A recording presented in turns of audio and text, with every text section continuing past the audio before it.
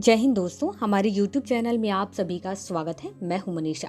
दोस्तों, आप सभी के आसपास ऐसे कई बातें सुनने को मिली होंगी कि आपको अगर कलेक्टर बनना है, डीएम बनना है, आईएएस ऑफिसर बनना है, आईपीएस ऑफिसर बनना है, तो समझ लीजिए कि आप अपने अकाउंट में 10-12 लाख रुपए लेकर चलिए। तो चलिए आज के इस वीडियो में रियलिटी बताती हूँ कि आखिर रियलिटी क्या है। दोस्तों, रियलिटी ये है कि कई सारे लोगों को इसकी जानकारी नहीं होती या फिर आधी अधूरी जानकारी होती है, और वही आधी अधूरी जानकारी काफ़ी सारे एस्पिरेंट्स तक पहुंचाई जाती है। इसीलिए आपको यह बात सुनने को मिलती है कि 10-12 लाख रुपए अकाउंट में लेकर चलो, तभी आईएएस ऑफिसर बनने के बारे में सोचो, कलेक्टर बनने के बारे में सोचो, वरना सोचो ही नहीं। इन्हीं लोगों की वजह से ऐसे कई सारे एस्पिरेंट्स हैं जो हार मानकर बैठ जाते हैं और उनके लिए लगता है कि हम मीडियम फैमिली या गरीब फैमिली वालों के लिए तो आईएएस या कलेक्टर बनना लिखा ही नहीं है। दोस्तों, आपको सीरियल से सारी चीजें बताती हूँ कि कब 10-12 लाख रुपए अकाउंट में लेकर चलना होता है, कब 5-6 लाख रुपए अकाउंट में लेकर चलना होता है और कब केवल 20-30 हजार में ही सारा काम हो जाता है। सिचुएशन नंबर 1, जिसमें आपको 10 से 12 लाख रुपए लेकर के चलना होता है। दोस्तों, अगर आप जनरल या फिर ओबीसी कैटेगरी वाले स्टूडेंट हैं तो जाहिर से आपके पास 6 और 9 अटेम्प्ट हैं, और 9 अटेम्प्ट तक अगर आप दिल्ली जैसे एरिया में रहते हैं, वहाँ पर कोचिंग करते हैं, तो वहाँ का खर्चा क्या आता है सबसे पहले आपको ये पता होना चाहिए। दोस्तों, सबसे पहले तो जब दिल्ली में आप कोचिंग लेंगे तो समझ लीजिए कि आप लगभग 2 लाख रुपए लेकर के चलें केवल कोचिंग इंस्टीट्यूट को पैसा देने के लिए। दोस्तों, आप कोचिंग ज्वाइन किए हैं तो जाहिर सी बात है यहाँ पर रहेंगे भी और खाएंगे भी। अब मैं आपको बताना चाहूँगी कि अगर मैं 10,000 रुपये के हिसाब से आपको बताऊँ, 10,000 रुपये के हिसाब इसलिए बता रही हूँ क्योंकि इससे ज़्यादा भी हो सकता है, क्योंकि दिल्ली में अगर आप रूम लेकर के रहते हैं तो उसका रेट अलग होता है और इसमें भी चेंजेस होते रहते हैं। अगर आप हॉस्टल में रहते हैं या पीजी में रहते हैं तो इसका भी रेट अलग अलग होता है। इसी वजह से आपको मैं बीच का रेट बता रही हूँ। अब मान लीजिए कि 10,000 रुपए के हिसाब से 1 साल तक रहते हैं तो आपको 1,20,000 रुपए लेके चलना होगा। और इसी तरीके से अगर आप फर्स्ट अटेम्प्ट पर एग्जाम क्लियर नहीं कर पाते हैं और लास्ट के 9 अटेम्प्ट तक रहते हैं तो आप समझ सकते हैं कि आपको कितना रुपए लगेगा। आप खुद हिसाब लगा लीजिए। अब मैं बात करती हूँ सिचुएशन नंबर 2 की। दोस्तों, जैसा कि आपको बताई हूँ कि अगर आप दिल्ली जैसे एरिया में जाकर कोचिंग इंस्टीट्यूट ज्वाइन करते हैं तो आपको 2 लाख रुपए तो लेकर के ही चलना है। आप बात करते हैं रहने सहने के लिए, वहाँ पर खान पान के लिए किस तरीके से आप इंतजाम करेंगे जिसकी वजह से आप 2-4 साल रहें भी और आपका पैसा कम भी लगे। दोस्तों, दिल्ली में रहने की व्यवस्था 2 तरीके से है। एक, आप सिंगल रहो और उसके बाद 2 या 3 लोग, 4 लोग, 5 लोग के साथ मिलकर के जैसा भी रहना चाहते हैं रह सकते हैं। सबसे पहले कि अगर आप सिंगल रहते हैं तो आपको ज़्यादा खर्च करना होगा, लेकिन अगर आप मिलकर के ग्रुप में रहते हैं तो आपका खर्चा कम हो जाता है। दिल्ली के रूम की खास बात यह है कि अगर वहाँ पर स्टूडेंट रह रहे हैं या कोई भी रह रहा है तो वहाँ पर रूम का जो रेंट है वो डिसाइड होता है।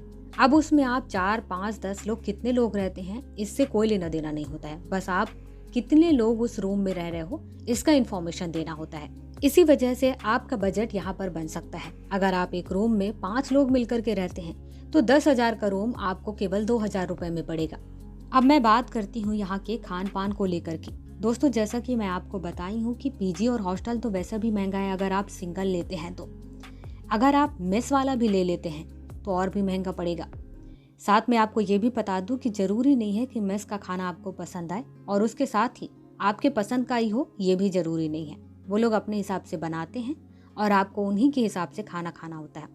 अब मान लीजिए कि आप टिफ़िन मंगाते हैं तो आपको बताना चाहूँगी कि टिफ़िन का भी पैसा आपको लगभग 3 से 4 हज़ार रुपये लेकर के चलना होगा, और इन्हीं 3-4 हज़ार रुपये में आपको केवल टिफ़िन के लिए खर्च करना होता है। उसमें खाना पीना अच्छा आएगा नहीं आएगा इसकी कोई गारंटी नहीं होती है।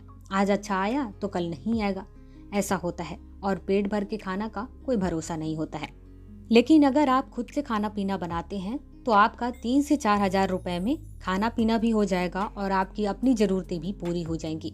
इससे आपका बजट लगभग 4,000 रुपये तक ही रहेगा, और इससे 2-4 चीज़ें फायदेमंद भी होती हैं। सबसे पहले आपके बजट के अंदर की सारी चीज़ें होती हैं। दूसरा, शुद्ध खाना होता है जो कि आप अपने हाथों से बनाए होते हो, आप अपनी पसंद का बनाए होते हो, आपके बजट के अंदर का होता है, और साथ ही टिफ़िन और मेस के खाना से कई गुना ज़्यादा अच्छा होता है, जिसमें स्वाद होता है और आपकी हेल्थ पर अच्छा प्रभाव पड़ता है। अब हम बात करते हैं सिचुएशन नंबर 3 की कि कब आपको लगभग 20-30 हज़ार रुपये लेकर के ही चलना है। दोस्तों, अगर आप घर में रह कर के पढ़ाई करते हैं बिना कोचिंग ज्वाइन किए हुए, तब आपको 20 से 30 हजार रुपए ही लगेंगे। वो कैसे, चलिए आपको इस बारे में बताती हूँ। सबसे पहले आपको बता दूं कि ये 20-30 हजार रुपए जो मैं बताई हूँ वो मैक्सिमम रेट बताई हुई हूँ, जिससे आप इतना पैसा लेकर के चलेंगे तो आराम से आपका खर्चा चल जाएगा। सबसे पहले यूपीएससी सीएससी एग्जाम की तैयारी के लिए आपको सोर्स लेने होंगे, जैसे कि बुक है, कॉपी है, पेन है। तो ये सारे सोर्स जब आप खरीदेंगे तो इसमें आपका लगभग कम से कम 10 हजार रुपए लगेंगे। अब मैं आपको बता दूं कि ये 10 हजार में भी पैसे बचा भी सकते हैं और आप पूरे से पूरे 10 हजार रुपए लगा भी सकते हैं। ये सारी चीजें सिचुएशन पर डिपेंड करती हैं। अगर आप शहर के आसपास रहते हैं तो जाहिर सी बात है शहर जाकर के आप सभी बुक नोट्स ला सकते हैं और ऐसे में आपको कम खर्च करना पड़ेगा। अब इसके बाद कई सारे लोग गांव से होते हैं और गांव में रह करके ही पढ़ाई करते हैं, वहीं उनकी सारी व्यवस्था होती है, पर वो बुक और नोट्स खरीदना चाहते हैं तो उनको शहर आना होता है, लेकिन शहर के लिए उन्हें काफ़ी मशक्क़त करनी होती है। इसी वजह से वो ऑनलाइन मंगाते हैं। ऑनलाइन अगर आने की व्यवस्था होती है तो ऐसे टाइम पर थोड़ा पैसा उनको ज़्यादा लगाना होता है। अब जब आप बुक या नोट्स खरीद लेते हैं, दोनों खरीद लेते हैं, इसको पढ़ते हैं, तो आपको ये भी पता होगा कि आपको करंट अफेयर भी डेली पढ़ना होता है। करंट अफेयर के लिए आपको न्यूज़पेपर पढ़ना होता है, फिर मंथली मैगजीन भी लेनी होती है, इसमें भी पैसा लगता है। अब आपको डेली करंट अफेयर पढ़ने के लिए आपको न्यूज़पेपर पढ़ना होगा। न्यूज़पेपर पढ़ने के लिए यूँ समझ लीजिए कि आपका डेली का 7 से 10 रुपए जाना ही जाना है। ये बीच का इसलिए बता रही हूँ कि हर न्यूज़पेपर का रेट अलग अलग है। अब आप कौन सा न्यूज़पेपर पढ़ेंगे और उसका रेट क्या है ये तो मैं नहीं बता सकती हूँ, इसलिए आप अपने हिसाब से काउंट कर सकते हैं। अब इसका दूसरा उपाय भी है। अगर आपके पास एंड्रॉयड मोबाइल है, अगर आपके पास नेट है, तो आपको क्या करना है कि कोई भी न्यूज़पेपर वाला जो ऐप है वो डाउनलोड कर सकते हैं और ऑनलाइन पढ़ सकते हैं। आपको बताना चाहूँगी कि कुछ न्यूज़पेपर आपको फ्री ऑफ कॉस्ट मिल जाएंगे, तो कुछ न्यूज़पेपर के आपको पैसे देने होते हैं। अगर आप फ्री ऑफ कॉस्ट पढ़ना चाहते हैं तो उस ऐप को डाउनलोड करें। अगर आप पैसे देकर पढ़ना चाहते हैं, कोई अच्छी न्यूज़पेपर लेना चाहते हैं, तो उसके लिए आपको कम से कम 150 रुपये तो लगाने ही होंगे। अब इसके बाद बात करते हैं मंथली मैगजीन के बारे में। दोस्तों आपको बता दूं कि आपको मंथली मैगजीन तो लेना ही होगा, और साथ ही ये भी ध्यान रखना है कि आपको ऐसे वैसे किसी भी कोचिंग इंस्टीट्यूट का नहीं लेना है। जो कोचिंग इंस्टीट्यूट फेमस है वो कोचिंग इंस्टीट्यूट का लें, जो टॉपर्स बताते हैं। वो इस वजह से कि अगर आप ऐसा नहीं करेंगे तो पता नहीं कि कौन सा छोटा मोटा कोचिंग इंस्टीट्यूट का ले लेंगे और वो विश्वसनीय है कि नहीं, इसकी गारंटी तो मैं नहीं दे सकती हूँ। टॉपर्स की बात मैं इसलिए बताई हुई हूँ क्योंकि वो लोग ह्यूज किए होते हैं, तो आप उस पर विश्वास कर सकते हैं, और अपनी क्वालिटी की वजह से ही ये कोचिंग इंस्टीट्यूट फेमस हुए होते हैं, तो इस वजह से आप इनकी मैगजीन लें। आप किसी भी कोचिंग इंस्टीट्यूट का मैगजीन लेंगे तो आपको कम से कम 60 से 100 रुपए तो लगेंगे ही लगेंगे। आप मंथली 60 से 100 रुपए लेकर के चलें केवल मैगजीन के लिए। इसके साथ ही आपको ये भी बताना चाहूँगी कि अगर आप ये सोचते हैं कि हम मैगजीन छोड़ दें तो क्या होगा, दोस्तों आप मैगजीन बिल्कुल भी नहीं छोड़ सकते हो।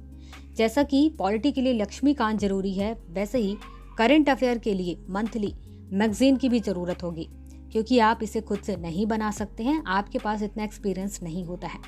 मैगजीन बनाने का एक्सपीरियंस कोचिंग इंस्टीट्यूट्स के पास होता है, वो काफ़ी अच्छे एक्सपीरियंस वालों को चुनते हैं, फिर वो लोग मैगजीन तैयार करते हैं और इम्पॉर्टेंट टॉपिक उठाते हैं जो कि यूपीएससी सीएससी एग्ज़ाम के हिसाब से इम्पॉर्टेंट होता है। तो आप खुद से तो तैयार नहीं कर पाएंगे और इतना समय भी आपके पास नहीं होता है। इसी वजह से आपको मैगजीन तो लेना ही होगा। अगर आप करंट अफेयर की तैयारी करना चाहते हैं और डिटेल्ड में तैयारी करना चाहते हैं जो कि आपके एग्ज़ाम में इम्पॉर्टेंट हो, तो आपको मैगजीन तो लेना ही होगा। अब मैं बात करती हूँ एनसीईआरटी बुक के बारे में कि क्या आपको एनसीईआरटी बुक खरीदना चाहिए। दोस्तों अगर आपके पास पैसा नहीं है तो आपको केवल कुछ पैसे लगाने हैं, वो भी अपने मोबाइल पर इंटरनेट डलवा करके।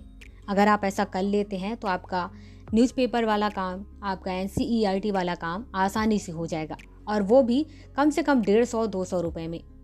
आपको ज़्यादा कुछ नहीं करना है, प्ले स्टोर पर जाना है और एनसीईआरटी ऐप डाउनलोड करना है। जब आप डाउनलोड कर लेंगे तो उसमें देखना कि आपको पहली से लेकर के 12th तक की सभी बुक्स मिलेंगे। आपको जो बुक जैसा पढ़ना है सभी बुक आपको मिलेंगे। उसमें कई सारे ऐप ऐसे भी हैं जो सॉल्यूशन भी देते हैं, आप वो भी देख सकते हैं। इस तरीके से आपकी जो परेशानी थी कि एनसीईआरटी बुक कहाँ से मिलेंगी, हमें कितने रुपए लगाने होंगे, कैसे मिलेंगे, ये सारी परेशानियाँ यहीं से खत्म हो जाएंगी। अब इसके बाद मैं बता दूँ सीसेट की तैयारी के लिए। दोस्तों, अगर आप फ्री ऑफ कॉस्ट सीसेट की तैयारी करना चाहते हैं तो आपको 2 चीज़ें करनी है। सबसे पहले, यूट्यूब पर कई सारे चैनल ऐसे हैं जो सीसेट की तैयारी करवाते हैं, तो आप टॉपिक वाइज सभी के वीडियो देखें और उससे डेली पढ़ें। अगर आप 1 घंटा डेली देते हैं तो आपके सीसेट की तैयारी तो यहीं से हो जाएगी। अब इसके बाद दूसरा आपको क्या करना है कि प्रीवियस ईयर के क्वेश्चन पेपर डाउनलोड करना है और उसमें सीसेट वाला जो पेपर है वो देखना है। इसके साथ ही आपको आंसर की भी डाउनलोड करना है और उसके बाद आपको उनको सॉल्व करना है और आंसर को मिलाना है। इससे आपकी 2 चीजें होंगी। आपको पैटर्न पता चलेगा कि किस तरीके से यूपीएससी क्वेश्चन पूछता है। इसके साथ ही दूसरा ये भी कि उसमें जो पैसेज दिए हुए हैं उनकी क्या थिंकिंग होती है, वो किस तरीके से क्वेश्चन और पैसेज के बारे में बताते हैं, क्वेश्चन पूछते हैं, किस तरीके से आपको आंसर करना होता है। ये सारी चीज़ों की जानकारी आपको इसी माध्यम से हो पाएगी। अब इसके बाद मैं आपको बता दूं कि 20 से 30 हजार रुपए जो लगे हुए हैं उनमें से 10,000 रुपए जो आप नोट्स खरीदने में लगाए हैं, बुक खरीदने में लगाए हैं, पेन खरीदने में लगाए हैं, तो इनमें बुक और नोट्स के लिए तो आप एक ही बार यूज करेंगे पैसे, बार बार तो यूज करना नहीं है। बहुत ही रेयर ऑफ चांस है कि आपको कोई नोट्स लेना पड़ जाए। अब इसके बाद पेन है जिसका हिसाब इंसान नहीं जोड़ता है। बाकी बचे हुए पैसे आपको मैगजीन खरीदने के लिए, न्यूज़पेपर के लिए और साथ ही एंड्रॉयड मोबाइल को रिचार्ज करने के लिए, ताकि आप नेट यूज कर सके, इसमें लगाना होगा। इसके अलावा आपको ज़्यादा कुछ नहीं करना है। दोस्तों, आज के इस वीडियो में लगभग सभी जानकारी मैं आपको दे दी हूँ। फिर भी कोई भी जानकारी अगर छोटी हो तो आप मुझे कमेंट के माध्यम से पूछ सकते हैं। आप मुझे पर्सनली मैसेज भी कर सकते हैं, वहाँ पर भी पूछ सकते हैं। अगर मैं फ्री होंगी तो आपके क्वेश्चन का आंसर जरूर दूंगी। और इंस्टाग्राम का जो लिंक है वो आपको वीडियो के डिस्क्रिप्शन बॉक्स में दे दूंगी। साथ ही आपको स्क्रीन पर भी शो हो रहा होगा यूपीएससी पीएससी विद मनीषा। आप इंस्टाग्राम पर जब डालेंगे नाम तो आपको वह चैनल मिल जाएगा। इसके साथ ही आज के इस वीडियो में केवल इतनी ही जानकारी। मिलते हैं नए वीडियो में नई जानकारी के साथ। तब तक के लिए जय हिंद।